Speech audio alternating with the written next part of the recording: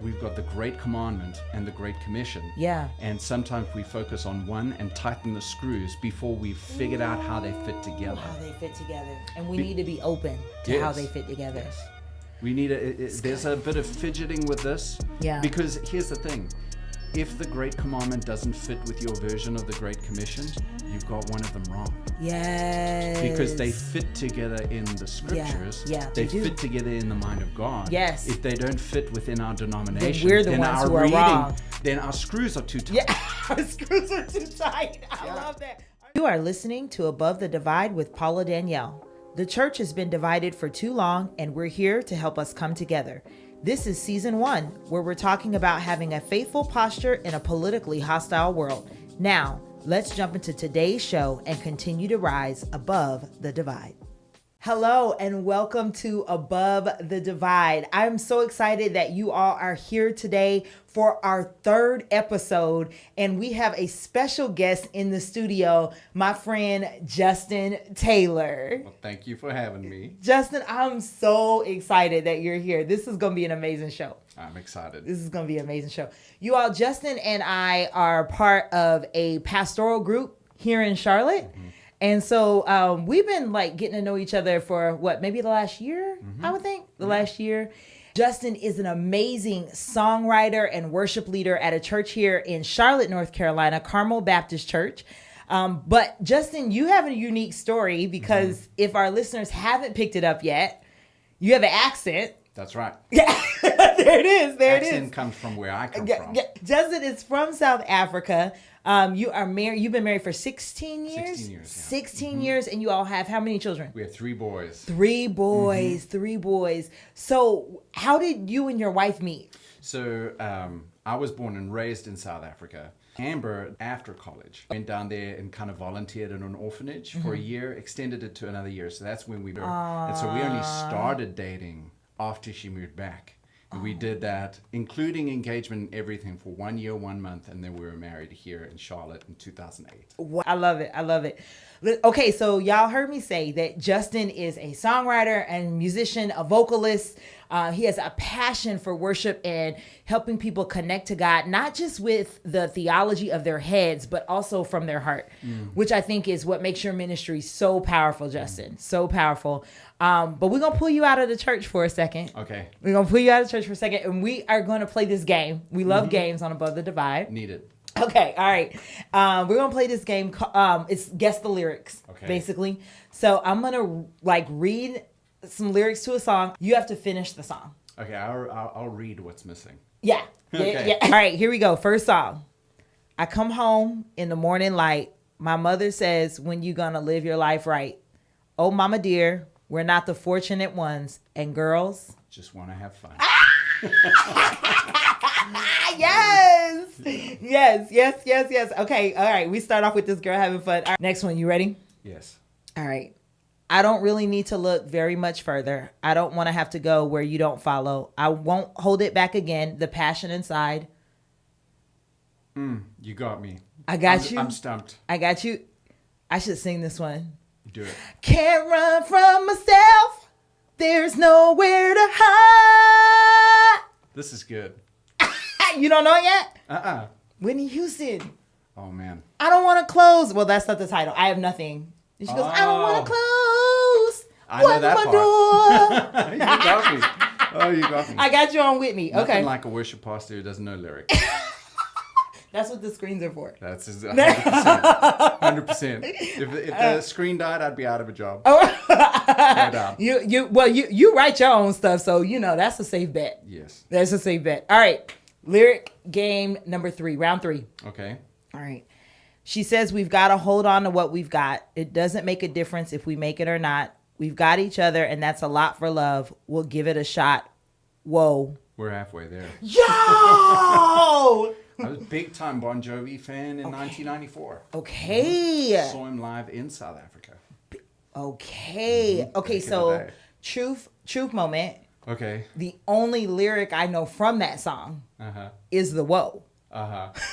Whoa. That's it. Oh, man. I would sit. Oh, I know. Living on a prayer. That's it. That's it. So Bon Jovi was your group?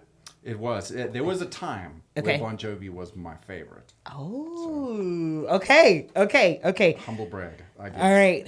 All right. Last round, number 4. I've been a victim of a selfish kind of love.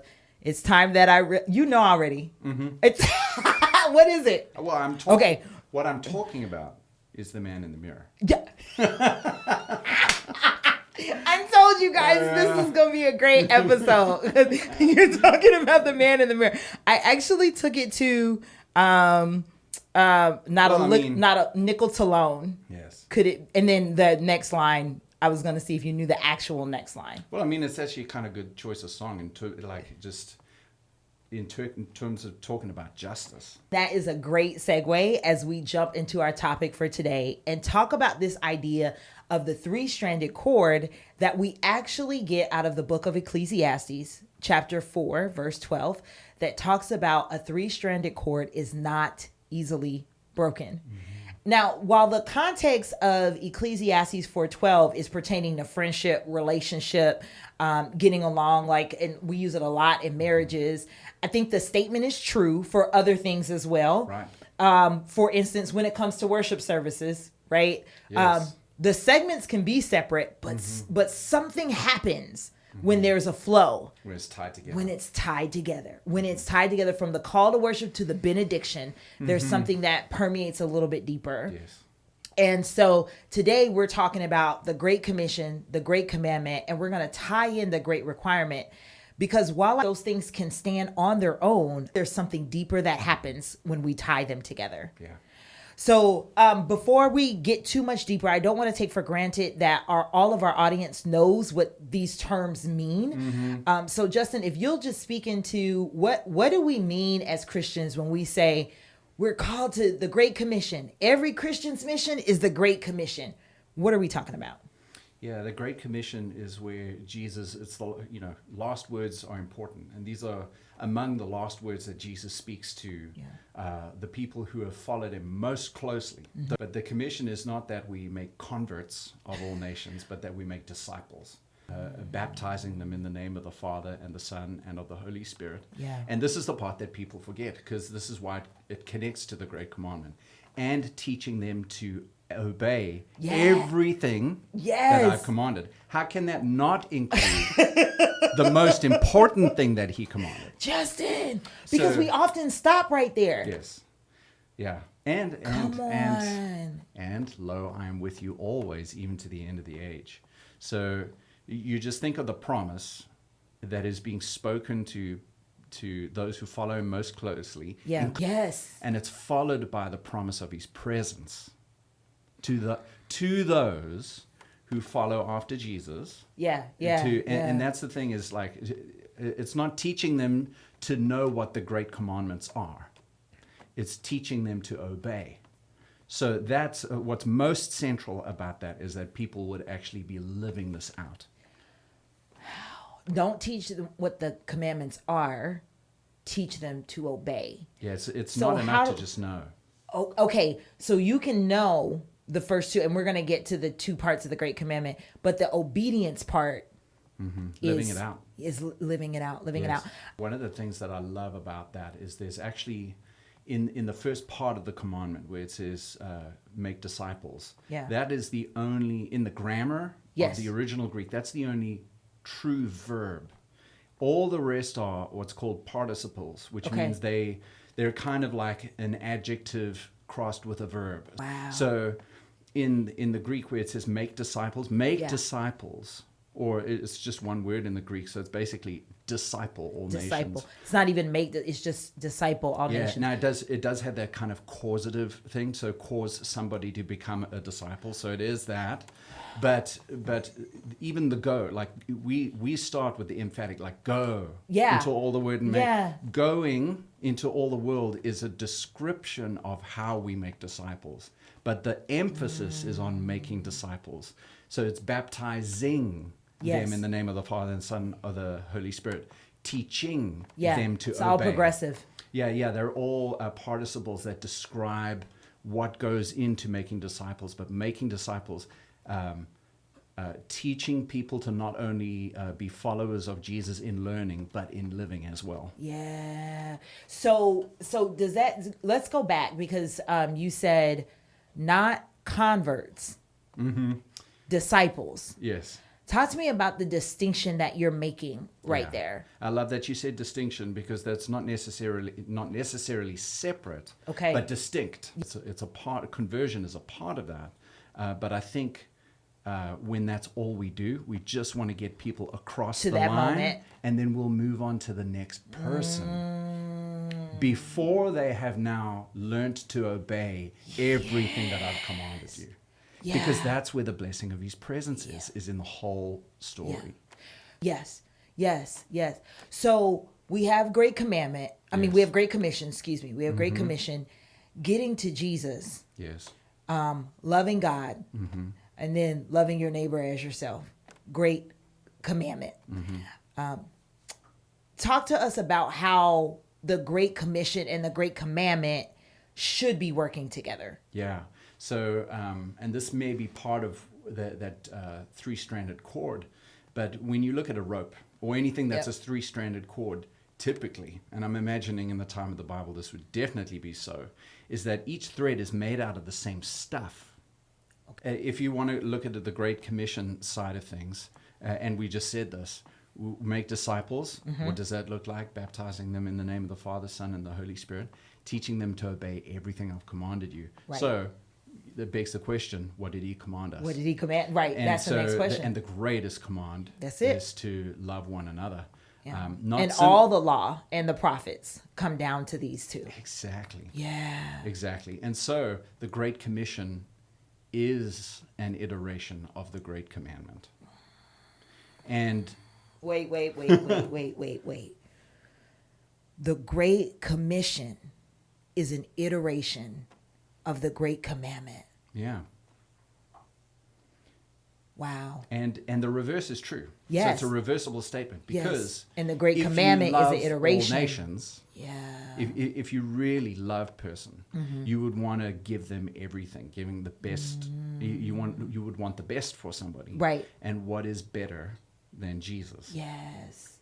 So let me ask you, because in the church, I feel like there's this divide, there's this separation between Great Commandment and Great Commission. Yes. And one sector says great commandment, great commandment, great commandment. Even if they don't say it, you see it in their theology, their posture, their liturgy, practice. in their practice. Yeah.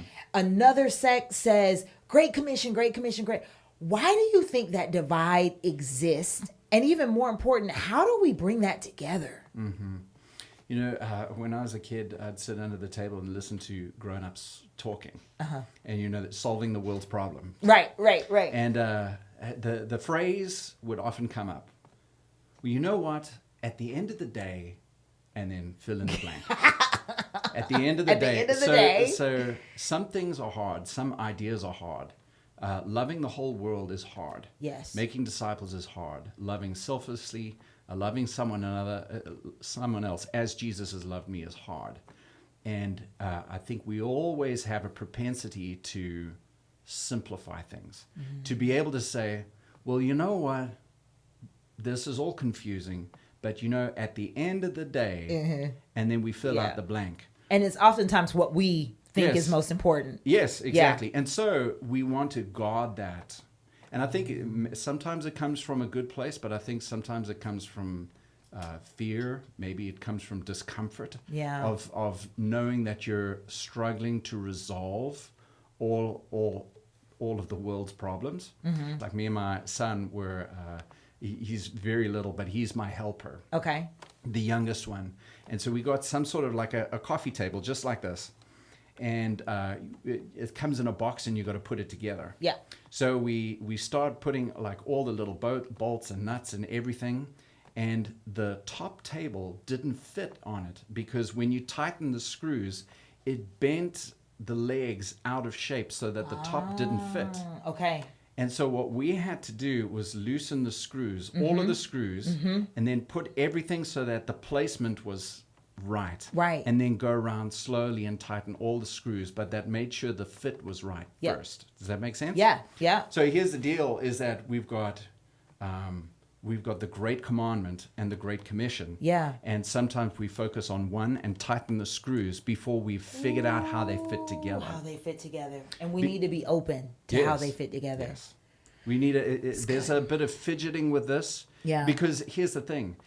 If the Great Commandment doesn't fit with your version of the Great Commission, you've got one of them wrong. Yes. Because they fit together in the scriptures. Yeah, they do. fit together in the mind of God. Yes. If they don't fit within our denomination, then we're the ones who are wrong. Then our screws are too tight. Yeah, our screws are too tight. I love that. Our screws are off if they don't fit together. So it means loosening, coming back to the place where there's enough flexibility to see how do these legs align with the tabletop.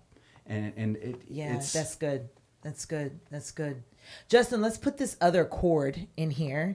So we have Great Commandment, Great Commission, and we need to be flexible enough for those. I love that illustration. We need to be flexible enough for the screws to put the two pieces together. But we have this thing, Justin. We have this thing that we're calling on Above the Divide the Great Requirement.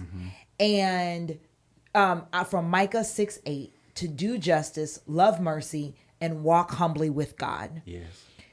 And for me, because I think my screw tightener propensity is Micah 6:8. So it's very easy for me to see when that piece of the strand, when that piece of the cord is missing. In our church right now, in the American evangelical church right now, what is happening with Micah 6:8? Yeah. So as in like how well are we doing? Yeah. How well are we doing? And so maybe this is another piece of it. Firstly is to say is that, three standard call, they're made of the same stuff. Yeah. And so I believe in the same way that it is a function of the Great Commission. It is a function of love to do justice. Justice is loving. Yeah, Dr. Cornel West would say justice is what love looks like in public. I agree. Yeah. I agree. And I dare say that God would agree. God in the scriptures, agree. What's it, James? Yeah. Pure and unadulterated religion is this. Yeah. Caring for widows and orphans in their distress. How can you say, it talks about faith. That's it. Like, James 2, faith without works is dead. Yeah, if you walk past and you see someone who's in need and you say, God bless, right. Be warm and well fed. Yes. It even says, how can a faith like that save you? And now this is where people on the team of doctrine are going to say, so you're saying you're saved by, you're saved by works. Right, and that's not what we're saying. No, as you were saying, what does a saving faith, how is a saving faith demonstrated? Yeah. We'll put it in Jesus' way. By their fruit, you will know them. By their fruit, you will know them. I think one of the things that I've heard in conversation that trips people up so much, specifically with Micah 6:8, is because we haven't spent enough time in the Old Testament.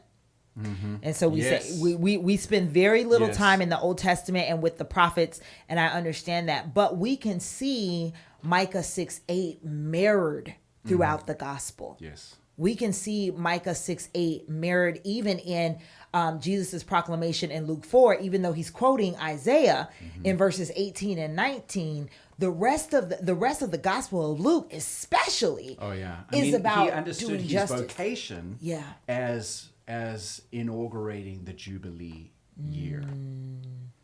Talk to us about the Jubilee year, because so I want to make sure we're all walking together. Jubilee was where all captives were released. Yes. All old boundaries and borders were restored.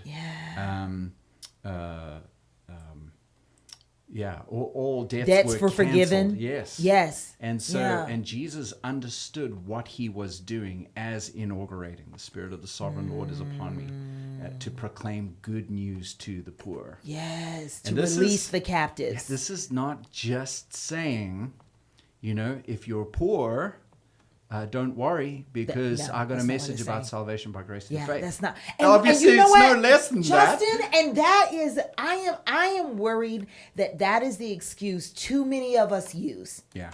To say we don't have to worry about the poor because Jesus came to bring eternal salvation. We don't have to worry about the poor. And I think that is a horrible case of scapegoating that the world is calling the church out on now. So insofar as we're talking about theology proper, even if we just want to talk about theology, I think part of that theology that we guard so much is about where the destination that we end up in. And so Back- there is a sense of Back to place instead of person. So don't worry too much about what's happening in this place, because it's just going to last for a while, and then ultimately. But if you really believe that a restored Eden is going to be brought here, that we will have a garden city, and this is the place that God is going to restore, suddenly you think very differently about the way you care for this world, care for this planet, and care for the people that are in the planet. Wow. So we have the Great Commandment, the Great Commission, the Great Requirement, all as a three-stranded cord that works together. Let's dream a little bit. Three sides of the same coin. There's three sides of the same coin. Let's dream a little bit. What does the church look like if these three strands work together? Well, one of the things that I was thinking about is when you talk about the Great Commission and the Great Commandment, that we're talking across the divide at that point, and we're talking at each other. But actually, when you feel yourself wanting to say, what about the Great Requirement? That normally only happens when these two are agreeing, because they say the Great Commission, they say the Great Commandment, but you find yourself saying, well, if you say that, why does our city look this way? So I think our hunger for justice, blessed are those who hunger and thirst for righteousness. Which is justice in the original language. So it's like that hunger and thirst comes when people are talking about the Great Commandment and they're talking about the Great Commission, but they're not seeing it. And it's filled when we actually do it. There's almost a sense you don't need to talk about it as much when people are truly living out the Great Commandment.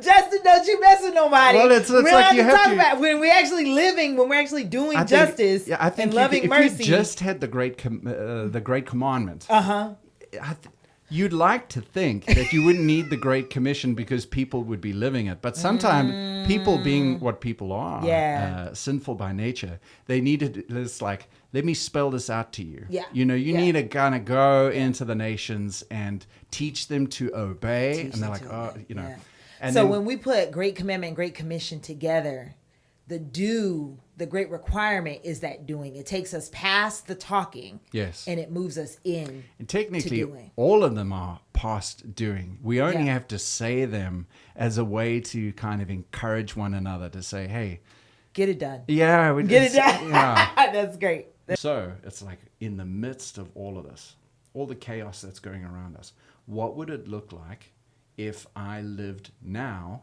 as if that were true? Yes. What would it look like? Like I say, okay, in that age, there's no hunger. Okay, so what would that mean for me now? And what does that mean to me personally? How do I carry myself so that there's no hunger? How do I use my resources? How do I steward the resources God has given me so that there is no hunger? And so, like, there's part of me loves, like when it comes to visionary and dreaming and all of that, I daydream a lot. But I'm not always very good about being, let's say, ambitious about, like, putting a vision.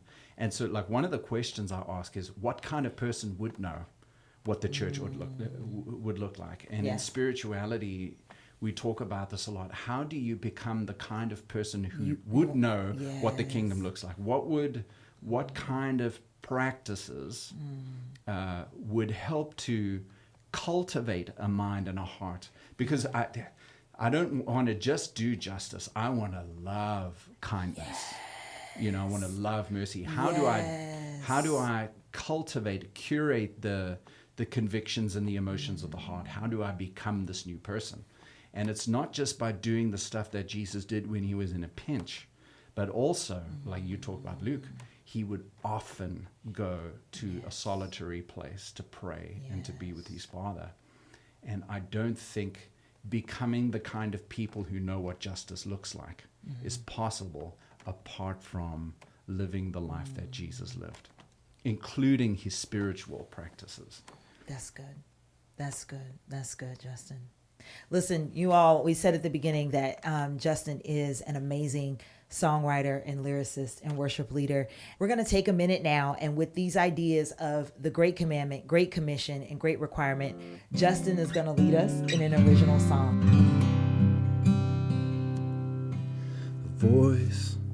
The voice of the Lord, cries to the city, and its sound wisdom, the wisdom is sound, to fear your holy name. The voice of the Lord cries to the city, and its sound wisdom, the wisdom is sound, to fear your holy name. He has told you, oh man, what is good? What does God require of you? But to do justice, and to love kindness, and to humbly walk with your God. To fear your God, heed his rod.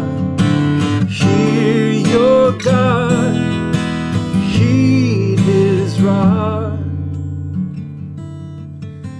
Leading me,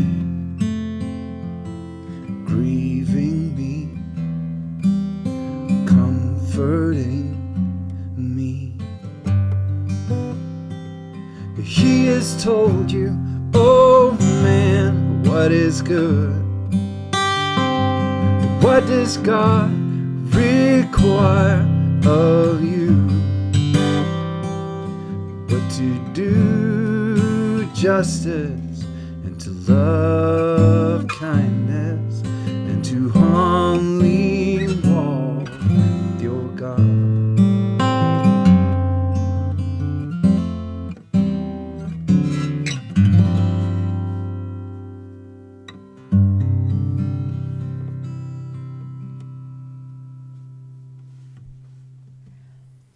That is, wow. He has told us. Amen. What's required of us. And we could try to slice up the braid, but he's told us. Yeah. He's told us. Justin, as we get ready to end this episode of Above the Divide, it has been amazing having you here. Thank you. It's been amazing wonderful. having you here.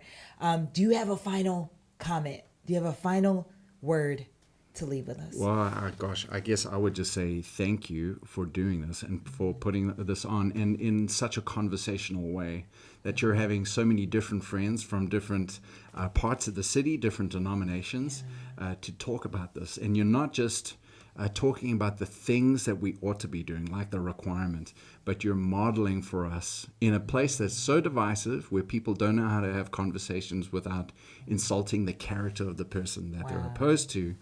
You're modeling what it looks like to have good conversations with someone who comes from a different spot in the city or different denominations. And thank you for doing that and for modeling that for us. That's all I'd say. Wow. Thank you, Justin, for being here. This has been incredible. For the Above the Divide audience, I just want to encourage you as you go about this week to remember a couple of things that Justin pointed out. Specifically, the Great Requirement is the inverse of the Great Commission, and the Great Commission is the inverse of the Great Requirement. We cannot do those without doing justice, loving mercy, and walking humbly before God. Let's continue to live above the divide as we do that this week. We'll see you on Tuesday. Thank you for joining us for this episode of Above the Divide. Above the Divide is sponsored by Cohesion, a church creating community, unifying the body, and equipping people. If this content is helpful, subscribe to the channel and share it with someone else. We look forward to be together again on Tuesday for our next episode.